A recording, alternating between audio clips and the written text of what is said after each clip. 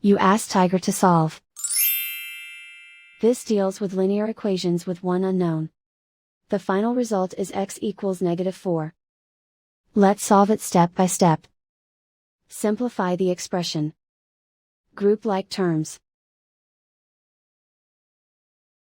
Simplify the arithmetic. Group all constants on the right side of the equation. Subtract 12 from both sides. Simplify the arithmetic.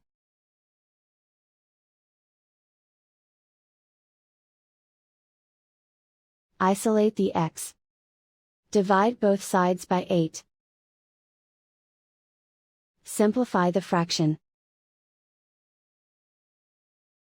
Find the greatest common factor of the numerator and denominator. Factor out and cancel the greatest common factor. And so the final result is x equals -4.